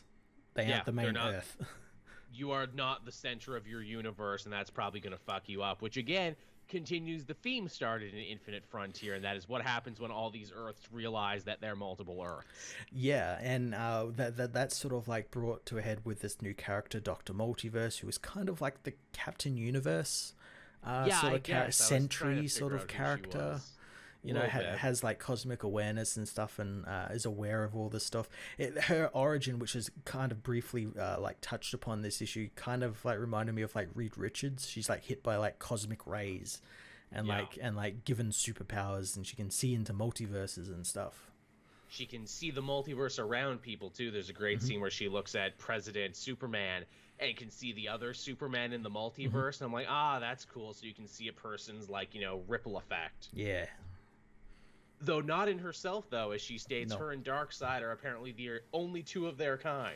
Yes. So, Darkseid like absorbed all of the other versions of himself, but then also didn't, because technically Tartarus is a version of him. He calls him a weak echo. Yeah, technically a version of him. So I've seen like art from like some of the other books where he's like fighting other people, and it looks like maybe Darkseid might be fighting other versions of himself, or like characters who are meant to be like the Darkseid stand-in.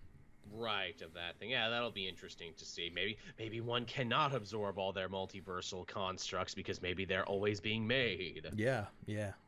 Or something like that. Who knows? Yeah, no, but it was a fun story. We got Avery Ho being recruited to the team. She was Barry Allen's backup, and it makes sense it would be her and not like Wally, because Wally's doesn't want anything to do with the multiverse stuff, because that was his life for the past however many years.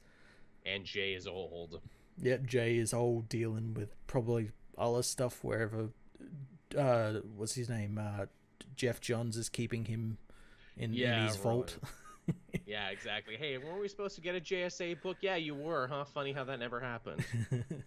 It also probably helps too that Joshua Williamson created Avery Ho, over in the Flash book, so he gets to write her again. Yeah, getting him some use out of her character. It's good too because every team, as we've seen, needs a younger person to be the POV character, especially in this book that is a sequel but is not billed as a sequel. You need someone to explain shit to. Yeah, exactly. And that's what this issue is, kind of like just setting up everything for like people who may have not read Infinite Frontier, or like can't really remember what happened there, so they kind of like set it all up for her. Yeah, Darkseid used Barry Allen to break the multiverse. Barry Allen disappeared. Now the good guys are trying to get him back. But they also have to stop Darkseid because he wants to open the cracks further and grab the secret power that exists on the outside of worlds, which we know is the Great Darkness from the Great Darkness saga. The Great Darkness, yeah. I'm interested to see where that story's going. Yeah, same here, especially because like Bendis is leading up to a Legion versus Justice League story, so I guess the Legion of Superheroes is very important in 2022. Yeah, which that's gonna apparently tie into this whole Great Darkness stuff, and I imagine Joshua Williamson has like a second Infinite Frontier series, whatever that'll be called, coming up probably in the summer, maybe. Multiverse 2, probably. Yeah, that's true. That's probably what they'll call it, or the Great Darkness Saga 2. Yeah. The New Darkness Saga. Yeah, that one's free, Josh. You can have that one. Also, hey, Legion of Superheroes big on Young Justice Season 4 right now, so yeah, the fucking Legion's getting around. Yeah, they're getting pushes. Multimedia, man. Multimedia pushes all over the damn place. Yeah. And you gotta love it. But yeah, that's just a fun book. Like you said, a lot of setup. I would say if you're gonna read this one, read Infinite Frontier first. Yeah, because it just acts as like another issue of Infinite Frontier, really. Because it's those same characters. All those same characters. They really, really assume that you read that one. Yeah. Now I got one more after this, Matt. Like I said, I didn't get a lot done. How many more you got? I think I've got one more as well. Yeah. Okay, cool. I'll let you go. I had a Nightwing Annual. Oh, yes. This looked cool. This was a Dick and Jason team up. Yeah, this is the book that everyone thought when they saw the solicitations they would abuse Tom Taylor because the preview pages had Jason using guns. Oh, really? Even though he's not doing that anymore. There's good reason for it. So the book starts off with Jason killing a bunch of people and Dick seeing like the video footage of it, because it's all body cam footage, because the people he killed turned out to be undercover FBI agents. Dick doesn't think it's Jason because of he's changed over the last couple of years. He's fighting zombies with crowbars now. So he decides to go and like check up on him and catches up to him and believes he didn't do it because Jason says he didn't do it. And Dick puts on his world's greatest detective hat and like sort of looks around and like it's like, hey, okay, you didn't do it. There's like, because the guy Jason went after shot him, and there's no bruise on Jason where the bullet hit him. So they end up going look for the bullet, and they take the bullet to the Batcave, and it lets them sort of rebond as brothers, and we get to see the first meeting of Dick and Jason, where Jason was benched as Robin, and Batman went off somewhere. So Alfred ends up calling Dick just to like, hey, just come over for me, just come over. And he ends up like locking them in a room so they can bond a little bit. Batman. And it was actually kind of great because Tom Taylor kind of explores like the idea of Jason kind of knew of Dick and kind of hated him before even meeting him, because Bruce would always compare him to Dick, naturally, and like always trying to make them competitive. And Dick even says he does that just to keep things competitive and keep you on your toes. It's really shitty of him, but that's why he does it. So Dick ends up deciding we're going to go team up, and we're going to like I'm going to teach you some things about being Robin. So we get like the Nightwing costume with the big collar, the best costume. Fun. And he explains to Jason that like Robin has to be the distraction. Like Batman's not talkative, Robin is talkative, and you've got to be annoying, and that's something Jason is more than happy to do. Oh yes. Yeah, and so they end up fighting like a kidnapper, and Jason gets a little heavy-handed with him, so Dick has to like sort of tell him, hey, you got to stop that. I understand like adults abused you, but you've got to be better than those people. I like that. In the present, we learn that it indeed wasn't Jason who was killing these people. It was Preston Payne, the Clayface. Nice callback. I love they've brought back every Clayface now except for Basil Karlo. He's like proper dead. I guess so. Well, no, he was alive at the end of that Detective Comics run. He just went off with Dr. Victoria October and never saw him again. That's true. Yeah, Jesus, that's a while ago. Last, again, truly great Tynion Batman run there. I wonder if the reason no one has used that Clayface again is out of respect for him, but maybe now that he's gone. Just because it was so good. Yeah. So yeah, the Bat family, the Dick and Jason get Mr. Freeze's cold gun from the Batcave to like deal with Clayface, and we find out Clayface is still hunting the guy he killed's men, and we learn once they capture him, he's actually hunting this guy because he worked for this guy called Wolfgang, someone Jason actually knows, because this guy was a drug dealer who sold a bunch of like shitty drugs that like fucked up a lot of people. One of those people being Jason's mother, who we know is an addict in the New 52. Yeah, and he's been after him for a while and never found him, but he like surfaced because he's trying to escape Gotham to the Maldives. So they end up like tracking him to the airport, and like they use the Batmobile to like ram into his jet and blow it up and everything. And just before Jason's about to kill him, Dick finds him and calls him Robin, and that makes him stop and like consider like, oh, I'll let the cops deal with him because that'll be better, because that means you have nothing then. Right. And yeah, it was like this nice little story of like sort of showing us where Jason is now as a person. You know, he's changed. He doesn't use his guns. He uses his crowbar, and I like that he compared using the crowbar to Batman facing his fear by being the Bat. And Dick made fun of him. It's like, oh, you're going to start dressing like a crowbar and like posing like a crowbar and stuff. In fairness, that's more reason than they've given in the Task Force Z book as to why he's used. I will take that answer. It was thought out and everything. Yeah, and on top of that, it was just like a nice little adventure between like these two brothers. Yeah, sounds fun. Sounds like something I would really dig. I will have to go read that. Yeah. I like that one a lot. Last one I had this week. Again, it's not Batman, but it's in very similar ballpark. Daredevil 36, the big prelude to Devil's Reign. I might have to read this if it's the prelude to Devil's Reign. Oh, you will. A lot of very, very important shit happens in this. I'm going to go read that. Okay, but the long and short of it is Daredevil got out of jail at the end of the previous issue to go fight Bullseye and his clones. Yep. This ended up causing a lot of friction with the police, though, because they're like, well, shit, we don't care if, why you broke out of prison, but you broke out and you're making us all look stupid. And the superhero community actually backed Daredevil and protected him from the cops and protected him from getting arrested. And, of course, because this is 2021, everyone was filming it with their phones, and this has gone completely viral now. And people like Reed Richards are terrified because they think that this is going to, start like a mini war between the NYPD and the superheroes of New York, and that this, he says, this reminds me of the old Superhuman Registration Act is what this reminds me of. Okay. A bunch of lines have been crossed in a lot of sand, and I don't know if we can go back from it.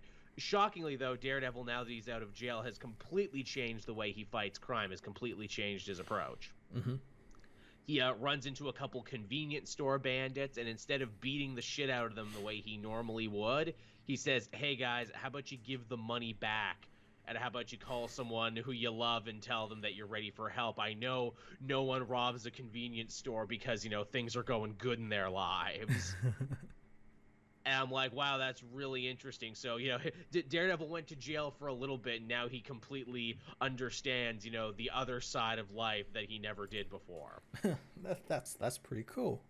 It is, and they contrast this with Elektra, who's like, I only became Daredevil because I wanted you to marry me so we could defeat the Hand and, live out this prophecy and everything. But I got to be you for a bit. I was Daredevil. I was in your head. I understand what it means to be a hero now. I have seen the other side of life, and I want to change now the way I do things. Nice. So they both had to go on these separate journeys to come together, and Matt has to really show this, in his action. He's like, okay, so I'm certain that Kingpin had something to do with this Bullseye situation. But he's getting married to Typhoid Mary. I'm going to, go to his wedding and, try and put the fear into him. And you think, oh, is this where they're finally going to fight? But no, Matt says, look, we keep ruining each other's lives, Fisk. We keep tearing each other down. We keep doing the worst things possible to each other. Beating you could never defeat you for long, but I'm hoping happiness in marriage will. So I wish you and Mary all the love in the world. And he leaves it at that. And it's like, oh, wow, how sweet and interesting is that? Elektra says, meh, I bet they won't last more than a couple months. And eventually this comes back to something from the Soul Run, actually, is where this all ends up coming full circle and setting up Devil's Reign. Mary and Kingpin go to their summer house, right, to have the honeymoon. Yeah. And it's in the summer house we'd see that Fisk keeps, all of his most important, files and blackmail information and everything. And he's getting nostalgic because he's like, oh, I guess I can start getting rid of some of this because I'm getting married. I don't need it anymore, right? Mm-hmm. He finds the Murdoch papers. Ooh. Which, of course, was the thing that let Kingpin know who Matt Murdock was and kicked that all off. Yep. He opens it up, he looks inside it, and he doesn't see anything. Okay. Because the Purple Children are the ones who put...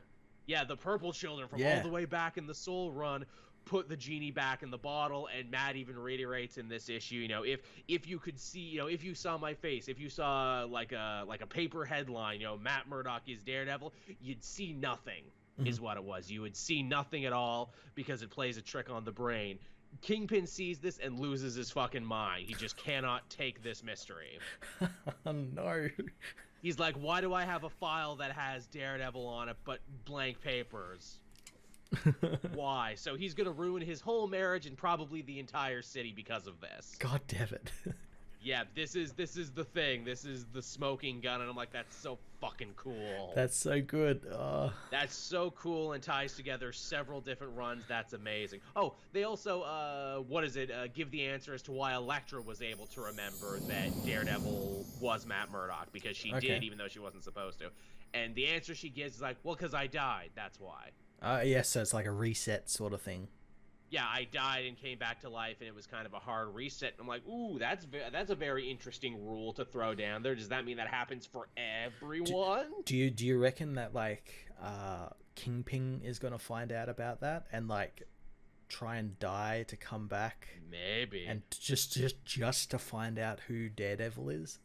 I think anything could happen. I think all bets are off right now. Oh man, I'm going to read that one tonight and get, because Devil's Reign does it start this week or next week? It starts very soon. It starts in December. If not this week, then next week. Yeah. But yeah, it's a super strong issue that sets the groundwork for what I hope will be a truly awesome event. And thank you, David, for the bits there I just saw. Thank you. Yeah, it sets a hell of a groundwork for this thing. I'm like, wait, is this going to be good? Is this going to be a good Daredevil event? Well, what's happening?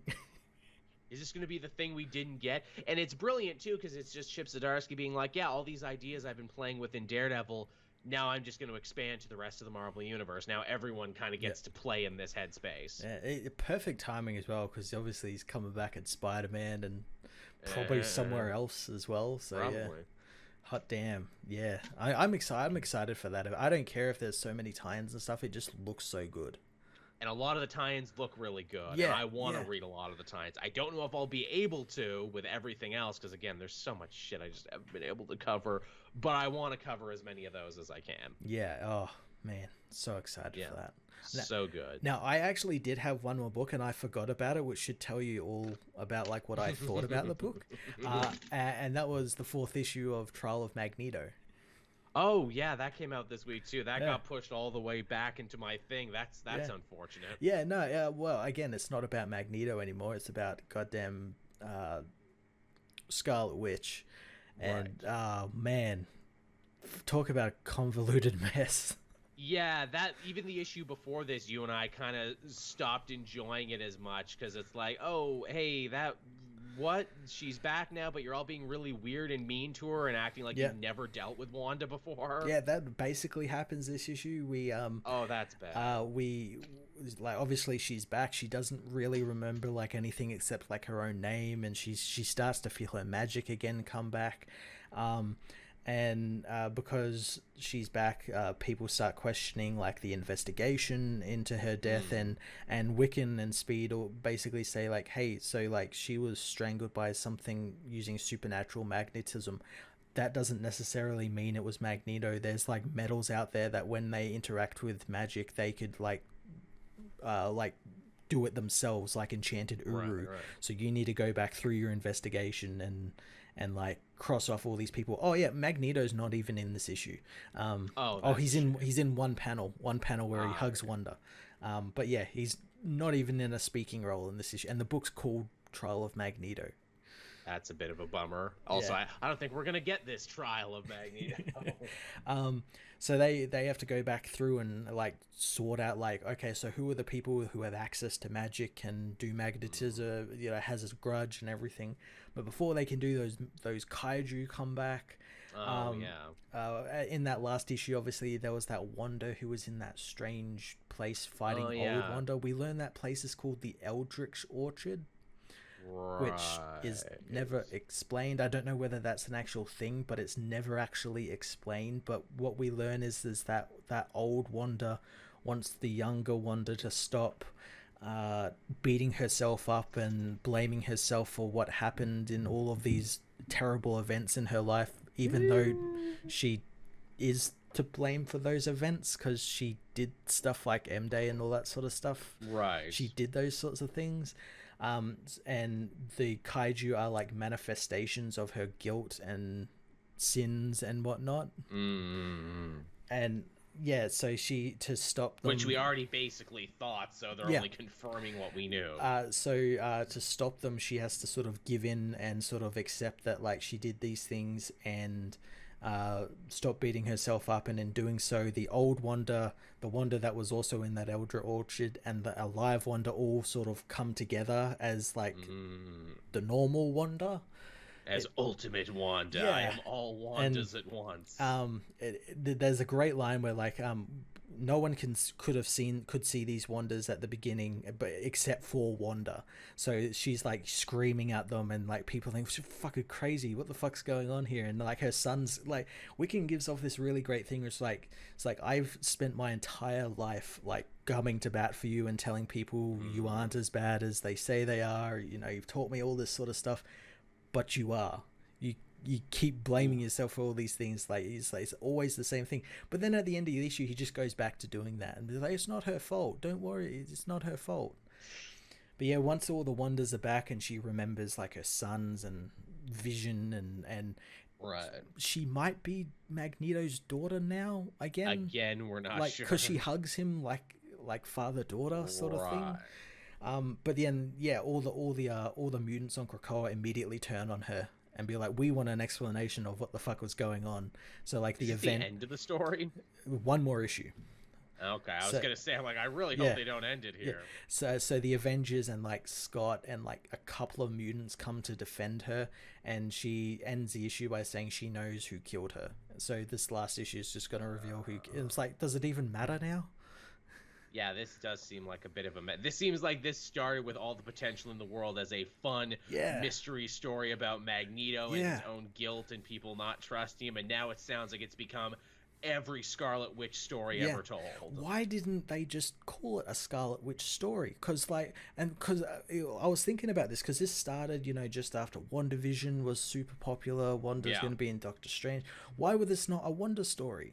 Well, don't forget, this was also supposed to be an X Factor story. This was the last X Factor story that was so important. Even after the book was canceled, they told it anyway. Yeah, and it really isn't that important.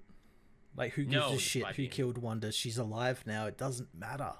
Yeah, now that you've shown me, which is a shame, because I thought it was going to matter. The first two issues of this were so solid, where it looked like they were going to tell an interesting story about, you know, how do you do a murder mystery in a world of resurrection, but it sounds like they really dropped the ball in the latter half. Yeah, they had, like, all this really interesting stuff where, like, the psychics, like, when Wanda came back, they only put all the bad stuff in her head, and, all the evil shit she did with, like, M-Day and all that No More Mutant stuff, they only put that in her head and nothing else, and she can't remember her children, and everyone thinks it's Magneto, but they're ignoring like the several other mutants who very easily could have done this. Just because he was once evil, and you know, all that sort of stuff. And also, like, maybe he's gonna take the fall for someone else because he thinks it's important or making a moral stand, but it sounds like we don't get any of that anymore. They had this was like the big tie-in at the end of Hellfire Gala. This is why the gala was like cancelled, because they found fucking Wanda dead and whatnot. And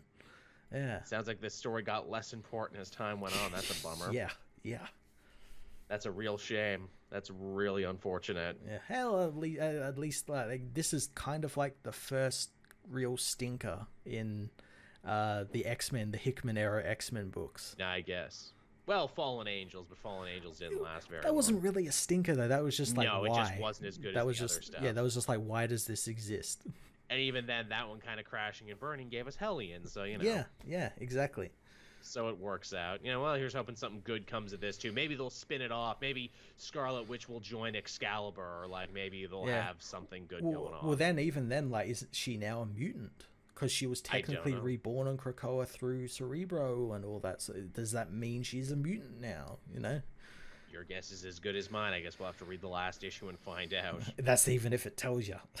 If it even tells, which it might not at this point. Yeah. Alrighty then. So thank you so much, everyone, for joining us for another episode. We're so glad you all came. We hope you had a lot of fun. Thank you, everyone, for your donations there. It really helps keep us going. Again, if you want to get a super awesome deal on Esker Wallets, they will be continuing to sponsor us all throughout the December season. Be sure to go down to the comment section below. In the description, I will link you to what you need. If you're a patron, you'll get to listen to this back first before anyone else in visual and audio format. Everyone else, the show goes live Wednesday, 8 a.m. Eastern Standard Time. You know, you can pick it up while you go buy all your digital comics, or I guess, you know, listen to it while you go to the store if that's a thing you do. That's why I put it up on that day, in case you wondered. Again, audio versions also on SoundCloud, Apple Podcast, and everything else that I can put it on usually after. You can also find the Retro Video podcast, Retro Hero Video that we started. That's a lot of fun. That's a real cool podcast that Matt and I want to keep making more of. You can watch that in video form and also on audio form as well. Yeah, I'm looking forward to our second episode. We got some stuff cooking for that second episode. It's pretty exciting. Absolutely. Be sure to keep your eyes peeled to the comic multiverse going forward. I think we'll have one more episode next week, and then it's going to be Spider-Man in our Christmas episode. Yep. Spider-Man's coming up. So, yeah, we got lots of good stuff coming down the pipeline for you, everyone, that I think you're going to enjoy. So, until next time, everyone, I've been Joel. I'm Matt. And we'll see you again next time, everyone. Bye-bye. Bye.